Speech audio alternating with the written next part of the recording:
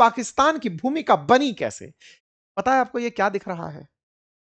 कोलकाता के दौरान के अंदर हुए दंगों की तस्वीरें, जिसमें मानव की शरीर की हड्डियां पड़ी हुई हैं और ऊपर गिद्ध बैठी हुई हैं। एक अमेरिकी फोटोग्राफर ने ये तस्वीरें ली। आप ये देख रहे हैं, इंसानों की लाशें हैं, पड़ी हैं यूं ही जमीनों पर। तब ना हुआ।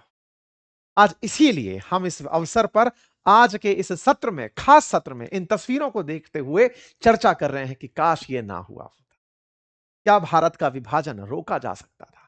आज भारत के विभाजन को रोका जा सकता था कि साथ-साथ अगर ये ना हुआ होता तो हमारे भारत का अर्थशास्त्र क्या होता, हमारे भारत का भूगोल क्या होता, भारत का इतिहास क्या बनता? आज उन सब विषयों पर चर्चा होगी, लेकिन उससे पहले आपको बताया जाएगा कि पाकिस्तान की भूमिका बनी कैसे? क्या राजनीतिक परिस्थितियां थी उस समय पर जिससे कि आज आपको यह दिन देखना पड़ रहा है कि आज पाकिस्तान 14 अगस्त को ही अपनी आजादी मना रहा है और भारत उसे ब्लैक डे कह रहा है। भारत पाकिस्तान के बनने की पूरी कहानी इतिहास के उस पन्ने से जहां से ये सारी जानकारी शुरू हुई, शुरू से शुरू करते हुए लेकर चलूंगा। सभी साथियों से गुजारिश है, डिटेल से इस पूरे सेशन को देखिएगा और विचार करिएगा, और विचार को अंत में कमेंट बॉक्स में साझा करिएगा कि आपने इस पूरी कहानी से क्या सीखा। शुरुआत उस 14 अगस्त की, जिसे आज आप और हम विभाजन विभीषिका स्मृति दिवस के रूप में मना रहे हैं, जिससे हम याद कर रहे हैं उन मानवीय त्रासदियों को, हम उन तमाम भाई बहनों को जिन्होंने ना जाने कौन से राजनीतिक फैसले, ना जाने कौन से शासन के चलते अपने जीवन कुर्बान कर दिए। ये आज वो दिन है जिसको याद कर, लेकिन ये मनाया जा रहा है कि हमारे उन लाखों भाई बहनों ने, जिन्होंने बिना नाम के बेनाम के कुर्बानी दे दी। हम भारत के इतिहास की जब चर्चा करते हैं तो तमाम राजनीति में उन लोगों की चर्चा करते हैं, लोगों की चर्चाओं में नाम लिखते हैं, किसी राजनेता का हवाई अड्डे पर, किसी का हवाई जहाज पर, तो किसी का कहीं उठाकर। मेरे प्यारे साथियों, वो तमाम गुमनाम लोग जिन्होंने राजनेताओं के लिखे फैसलों पर उनकी राजनीति के चलते अपनी जान कुर्बान कर दी, आज का दिन उनके लिए। भारत के गजट नोटिफिकेशन के अंदर आज हम जो चर्चा कर रहे हैं, हम आजादी के अमृत महोत्सव के अवसर पर चर्चा इस बात की कि आज उनको याद करो जिन्होंने देश में ना जाने फैसलों के चलते अपनी जान गंवाई। प्रधानमंत्री का इस बात पर ट्वीट है, गृह मंत्री का इस बात पर ट्वीट है। अब मैं आप लोगों को उस बात पर लेकर चल रहा हूं कि पार्टीशन की कहानी हुई कैसे थी, कैसे हमारे देश के अंदर मुस्लिम लीग ने अलग देश बनाने की मांग की और ब्रिटेन ने सत्ता हस्तांतरण किया। इतिहास तक चलते हैं, शुरू से शुरू करते हैं। साथियों, आप सबको यह तो मालूम होगा कि भारत के अंदर अंग्रेजों का शासन था। 200 साल से अधिक अंग्रेजों ने शासन किया और उनके शासन का सबसे बड़ा केंद्र बंगाल हुआ करता था। आज वाला बंगाल नहीं, आज आप पश्चिम बंगाल जानते हैं। पश्चिम बंगाल और पूर्वी बंगाल मिलकर एक बंगाल हुआ करता था। उस पूर्वी बंगाल और पश्चिम बंगाल के संयुक्त क्षेत्र को, बंगाल को अंग्रेज रूल किया करते थे। इतना बड़ा क्षेत्र समझिए, पश्चिम बंगाल और बांग्लादेश मिलाकर के आज का, उसका जब वो रूल किया करते थे तो कोलकाता को अपनी राजधानी बनाकर रखते थे। जब उन्होंने ये नोटिस करने लगा कि बंगाल के अंदर शिक्षा का स्तर बढ़ने लगा, लोग अपने हकों की बात करने लगे, अंग्रेजों को हल्का सफोकेशन होने लगा कि ये हमसे जल्दी जल्दी सीख कर आगे बढ़ रहे हैं। बंगाली लोग तुरंत लिटरेचर में भाग रहे हैं, साइंस में भाग रहे हैं, सिविल सर्विसेज के अंदर बहुत तेजी से आगे निकल रहे हैं। तो अंग्रेजों ने बंगाल पर अपना शासन स्थापित करने के लिए उनका वही पुराना हथकंडा कि इन्हें बांट दो, बांटने से बोले फूट डाला दो, इन लोगों के अंदर राज करने के लिए फूट डाल दो। हालांकि बंगाल के लोगों की समझ इतनी जबरदस्त थी कि उन्होंने करजन नाम के दुर्जन व्यक्ति की इस थॉट पर बहुत करारा जवाब दिया, जिसे स्वदेशी आंदोलन कहते हैं। बात है सर 1905 की। 1905 में बंगाल का विभाजन करजन नाम के एक उस समय के वायसराय ने कर दिया। करजन ने पूर्वी बंगाल और पश्चिम बंगाल को इस तरह बांटा कि एक तरफ हिंदू अल्पसंख्यक और दूसरी तरफ मुस्लिम अल्पसंख्यक हो गए। दो राज्यों का बांटना ही था, जबकि दोनों ही जगह अंग्रेजों का शासन रहना था। लेकिन यह बांटना पेपर पर भले ही रहा हो, लेकिन यह असल में लोगों को याद दिलाने के लिए था कि हम मुसलमानों के बारे में अलग सोचते हैं और हिंदुओं के बारे में अलग सोचते हैं। इंटरेस्टिंगली, उससे पहले जितने भी आप भारत के अंदर आंदोलन देखें, आप चाहे उठा करके 1857 की क्रांति देखें, भारत की क्रांति में हिंदू मुसलमान सब मिलकर के भाग लिए।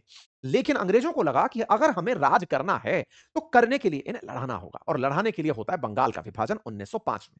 लोग समझ नहीं पाते कि यह हो क्यों रहा है, लेकिन समझदारी देखिए कि बंगाल के लोगों ने दोनों तरफ के लोगों के बीच में यह बिठाया कि सुनो, ये जो कागज पर रेखा खींच रहे हैं ना ये लोग, ये बॉर्डर नहीं है, भारत पाकिस्तान नहीं है, यह आप और हमको बांटने का प्रयास है। चलो एक दूसरे के राखी बांधते हैं, कहते हैं कि साथ रहेंगे, साथ चलेंगे। और साथियों, उसी दिन आंदोलन शुरू हुआ जिसका नाम डला स्वदेशी आंदोलन। साथियों, स्वदेशी आंदोलन हुआ, तमाम राजनेता निकलकर बाहर आए, लेकिन उस समय एक बड़ी दुविधा थी, क्योंकि उससे कुछ साल पहले ही 1800 मतलब उससे कुछ साल पहले ही 1890 के बाद ही कांग्रेस के गठन की तमाम तैयारियां चल रही थी। राजनीतिक दल बन रहे थे, उस समय से कांग्रेस के बारे में यह कहा जाता था कि एओ हुम की थॉट थी कांग्रेस का बनाना, और कांग्रेस के अंदर यह विचार था कि हम सरकार के साथ मिलकर रहेंगे तो मिलने से हम उन तक अपनी बातें पहुंचा पाएंगे। तो एक प्रकार का सिम्बायोटिक रिलेशन चल रहा था, लेकिन उस सिम्बायोसिस में आश्रित कांग्रेस ज्यादा हो रखी थी अंग्रेजों पर। ओके साहब, उस समय कांग्रेस के कुछ बड़े नेता इस बात से कन्विंस नहीं थे कि स्वदेशी आंदोलन को पूरे देश में फैलाया जाए, क्योंकि कुछ ना नेता, जिन्हें गरम दल का नेता लाल बाल पाल जिन्हें कहा गया, वो इस बात से कन्विंस थे कि नहीं, हमें इस आंदोलन को उठाकर पूरे देश में लेकर जाना चाहिए, बताना चाहिए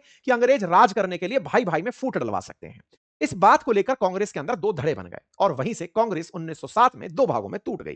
कांग्रेस का नरम दल अलग हो गया, गरम दल अलग हो गया। नरम दल चाहता था कि अंग्रेजों के साथ इस बंगाल पर चर्चा बंगाल में ही केंद्रित रखी जाए, इसका विरोध पूरे देश में ना हो, और गरम दल चाहता था कि नहीं साहब, इसकी पूरी चर्चा सब जगह होनी चाहिए।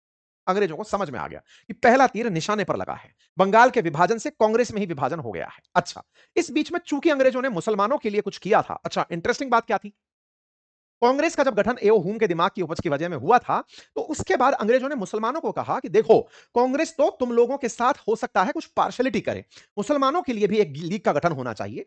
तो नवाब ढाका के घर पर बैठ करके मुस्लिम लीग के गठन की योजना बनती है साहब। 1906 की घटना है और यहां पर एक कॉन्फ्रेंस होती है एहसान मंजिल पैलेस ढाका के अंदर नवाब फैमिली के साथ, और तय होता है कि मुसलमानों का प्रतिनिधित्व करने के लिए भी कोई संगठन क्यों नहीं बनाया जाए। तय हो जाता है साहब, मुस्लिम लीग बनाते हैं, मुसलमानों की बात करेंगे, क्योंकि उस दुर्जन नाम के, करजन नाम के दुर्जन व्यक्ति ने हिंदू मुसलमानों को लड़ाने के लिए बोले, इनके राजनेताओं को तो बिठाओ, नेताओं को तो बनाओ, नेता ही तो लड़ाई को नेतृत्व देगा, बाकी लोगों को बोलने का अवसर कौन देगा। ऐसे में दोनों तरफ से विभाजन की बातों की तैयारी शुरू हो गई। अब ये जो कहानी थी दो भागों में बंगाल के बंटने की, ये बात कहीं ना कहीं अंग्रेजों को समझ में आ गई थी कि ये ज्यादा दिन चलने वाली नहीं है, क्योंकि लोगों में बहुत प्यार है। मैं बार बार याद दिला रहा हूं, 1906 से पहले कहीं कोई भावना ही नहीं थी, मुस्लिम लीग बनती है।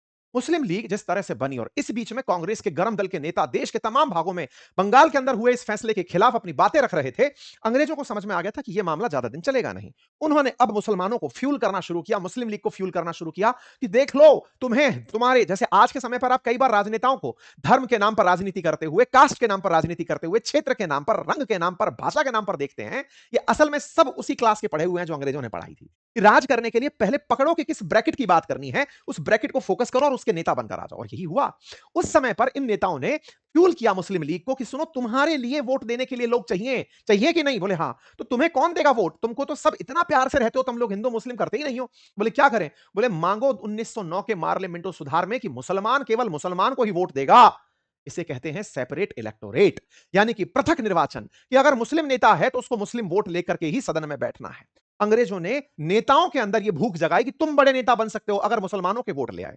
मुस्लिम लीग ने कहा, ओहो, ये तो बहुत अच्छी बात है, मुसलमानों के लिए मुसलमानों का वोट। बोले हाँ, आइए साहब, 1909 के अंदर पार्लियामेंटो सुधार आते हैं, और उसी समय पर तय होता है कि अंग्रेजों के लिए, मतलब मुसलमानों के लिए सेपरेट इलेक्टोरेट रखा जाए, पृथक निर्वाचन रखा जाए। मुस्लिम उम्मीदवार अगर खड़ा हुआ है तो उसको मुसलमान वोट दें और मुसलमानों का प्रतिनिधि वो बनकर आए। मतलब पहले मुसलमानों के लिए मुस्लिम लीग बनाई गई, 1909 के अंदर पार्लियामेंटो सेपरेट इलेक्टोरेट लिया। कांग्रेस बौखला गई इस बात पर, नहीं नहीं नहीं नहीं, हम नहीं करेंगे साहब ये चीज।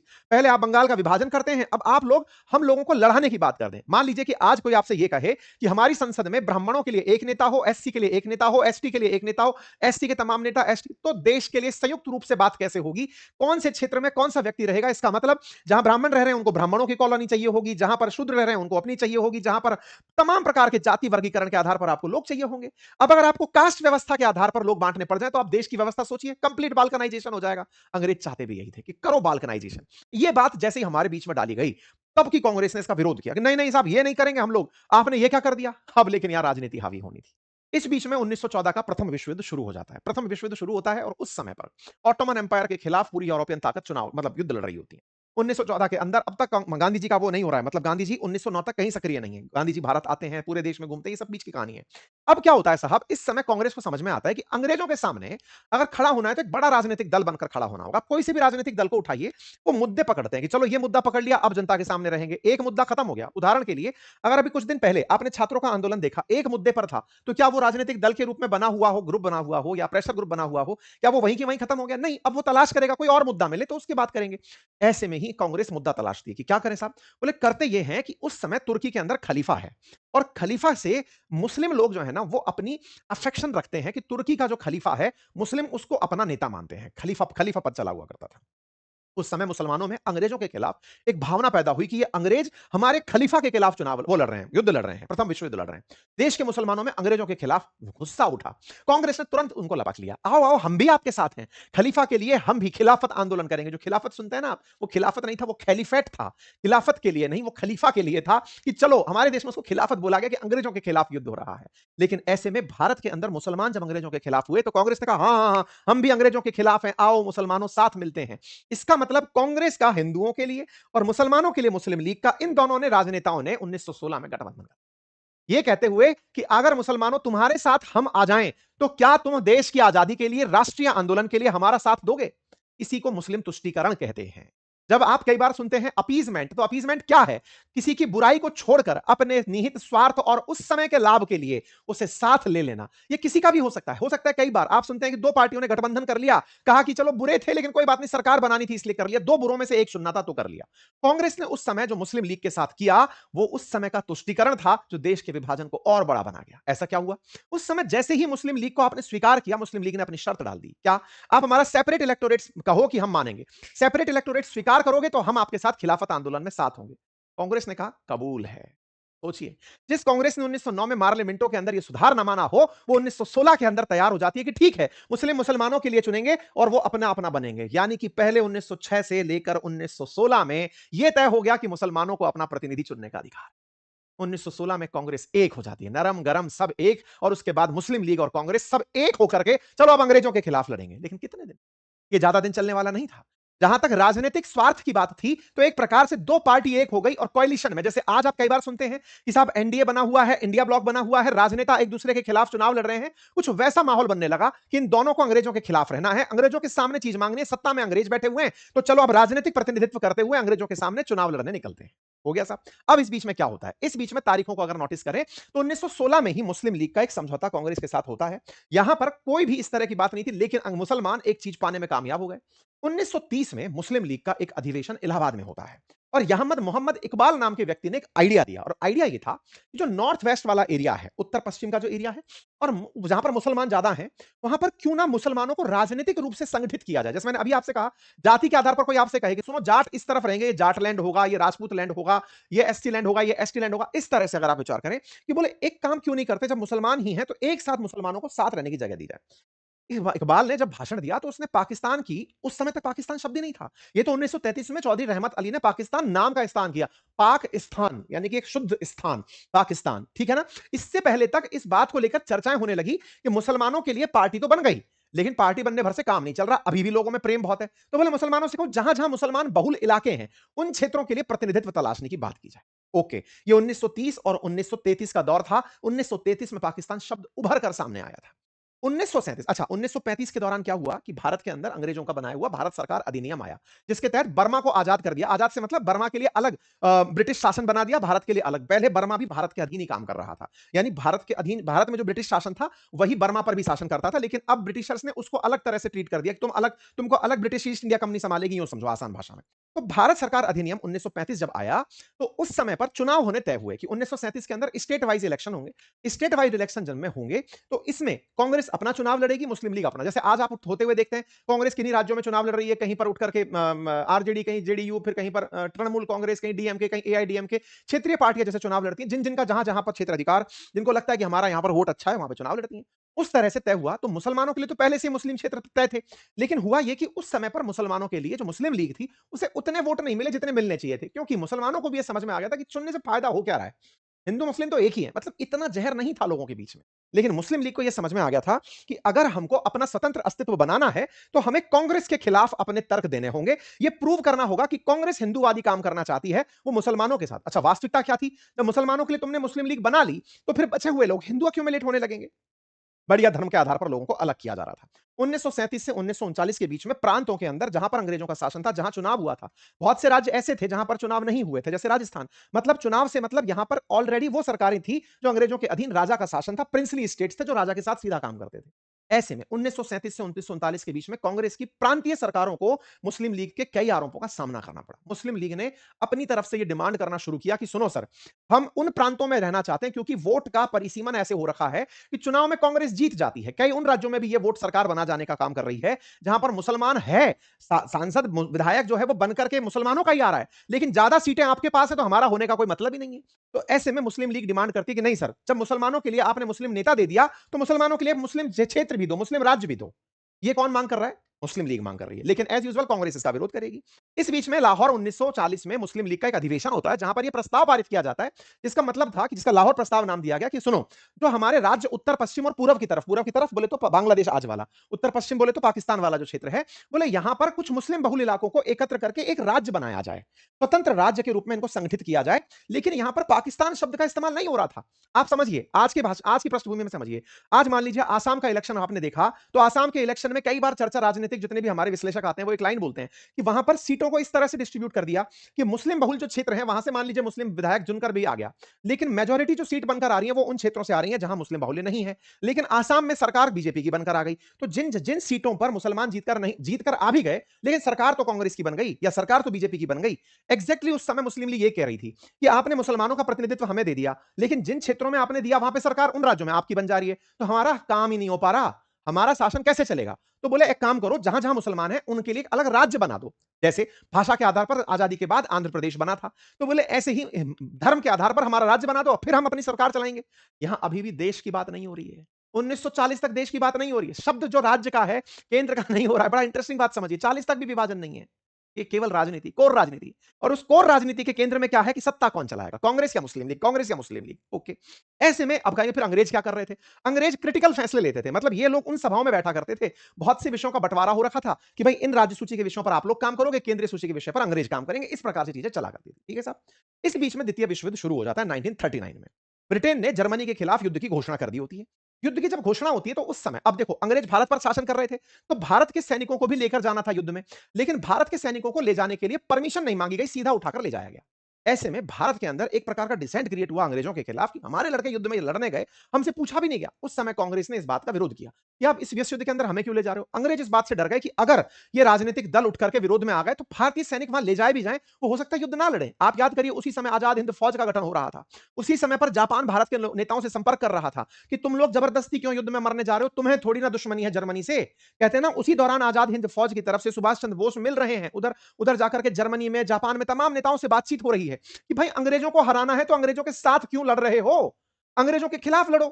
देश में से अंग्रेज भगाने हैं, आप अंग्रेजों के लिए ही लड़ने चले गए कि साहब अंग्रेजों के लिए, अंग्रेजों को बचाएंगे हम। ये कैसी स्वतंत्रता है?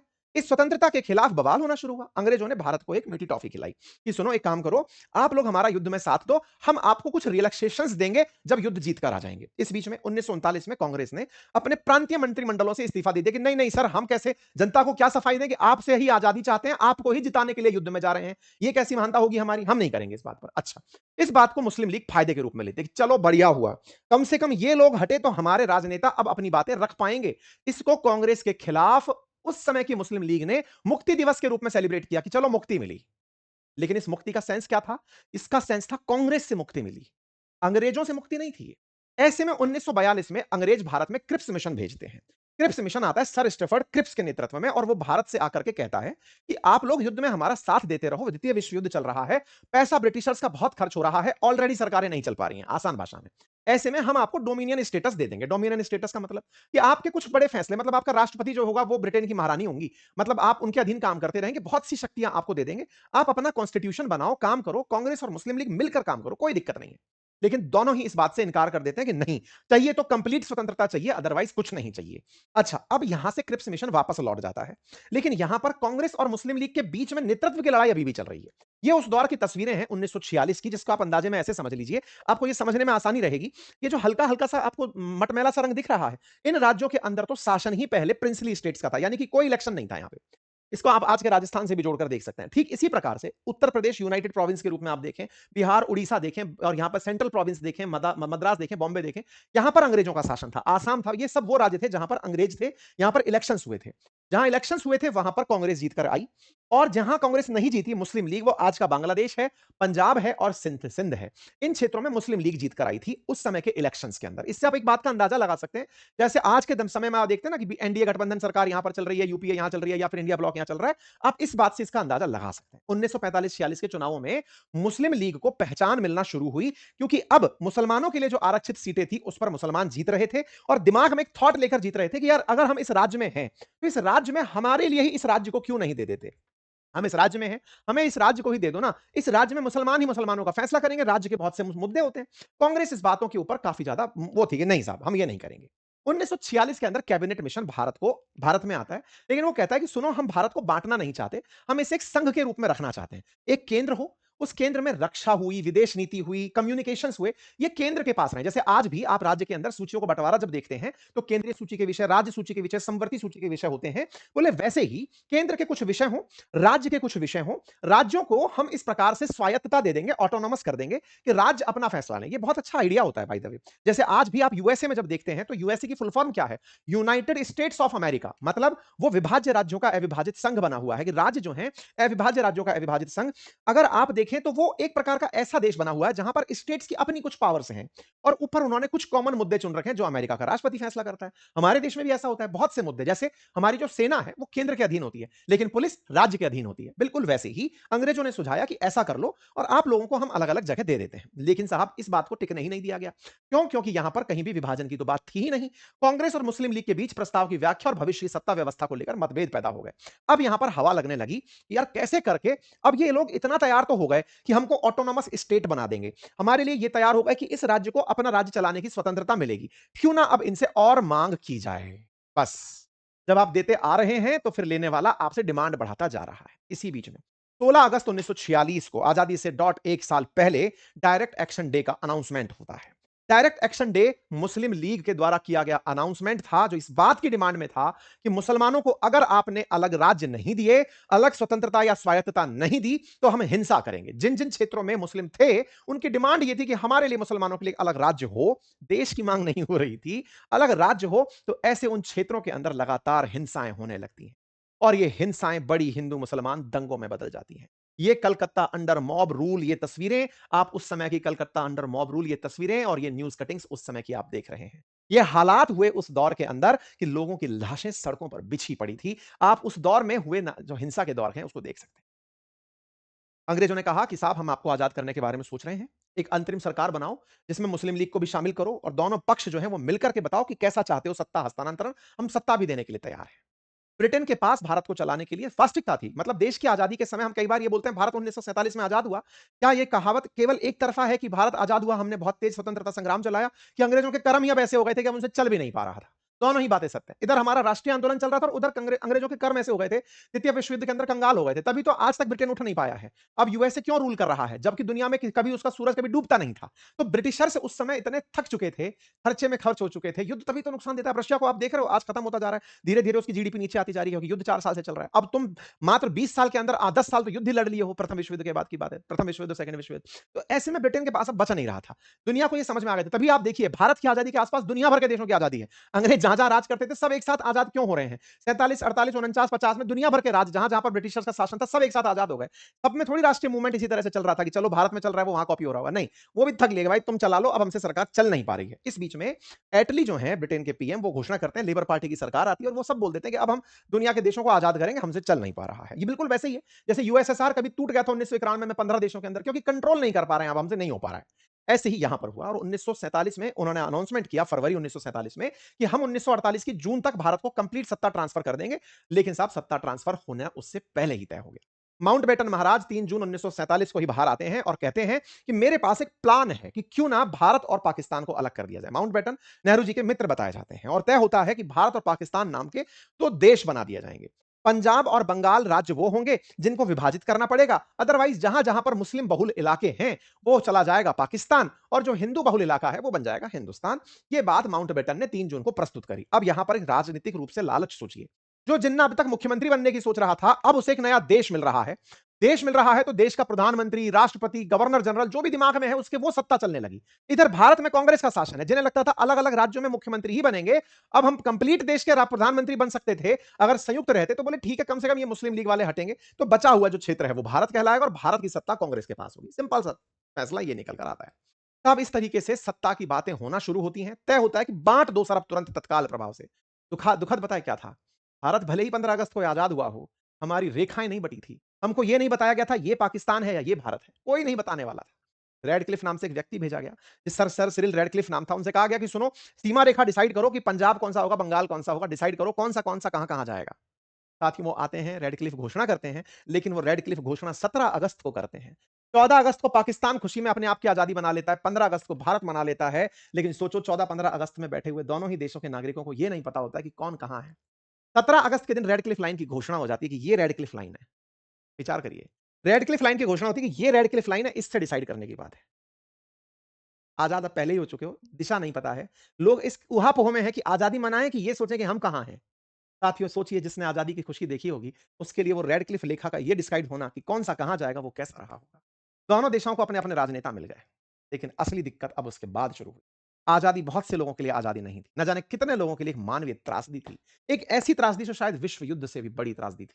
भारत को विश्व युद्ध में इतना नुकसान नहीं हुआ जितना हमको इस त्रासदी में हुआ। अगर दुनिया की बात की जाए तो दुनिया में वैश्विक रूप से अगर देखा जाए, तो विश्व युद्ध के बाद वैश्विक अगर त्रासदी देखी जाए तो वो भारत के साथ हो रही।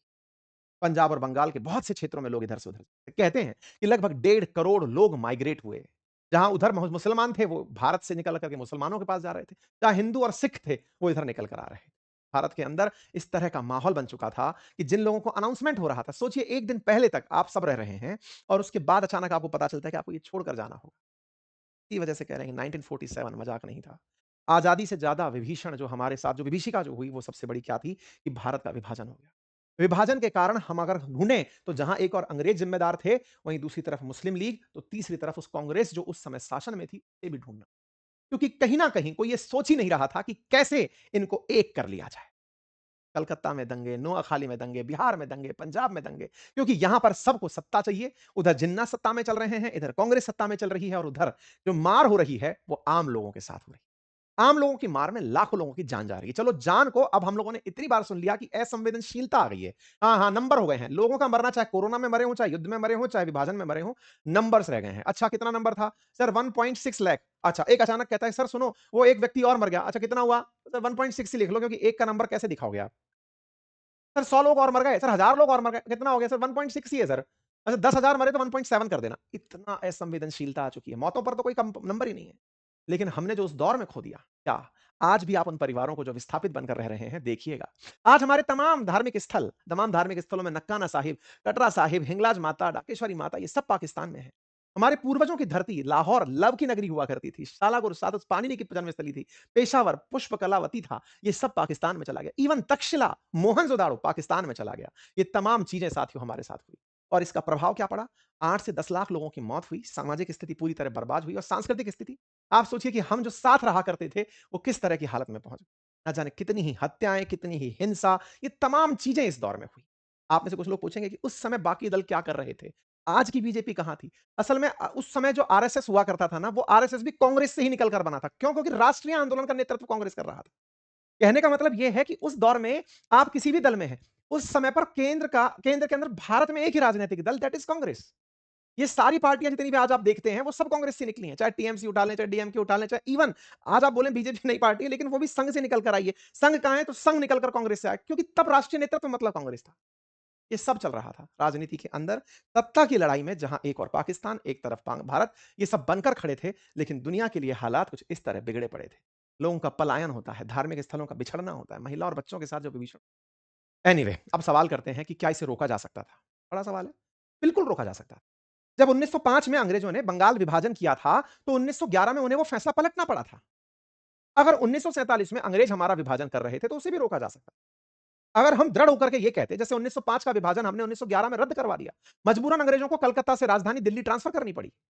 अगर हम उस समय पर ये कह देते कि नहीं साहब, आप ये विभाजन कर रहे हैं, हम नहीं मानेंगे। राजनीतिक इच्छा शक्ति अगर होती और अंग्रेजों से ये कहता, आपका काम देश को छोड़कर जाना है, बाकी क्या करेंगे हम पर छोड़ दो। अंग्रेज सरकार पर हम अति आश्रित थे। हमने अपने देश के अंदर अगर ये चाह लिया होता, अगर हमारा देश विभाजित नहीं होता ना, आप कल्पना करिए, आज भले ही हमारी आबादी और क्षेत्रफल के बारे में बात करें, तो आबादी 1.8 अरब होती, अगर हम सब मिलकर के रह रहे होते भारत, पाकिस्तान, बांग्लादेश। लेकिन साथियों, आज हमारा क्षेत्रफल 50 लाख वर्ग किलोमीटर होता। अर्थव्यवस्था के आधार पर भारत आज की स्थिति में अनडिस्प्यूटेड तरीके से नंबर 3 पर होता ही होता।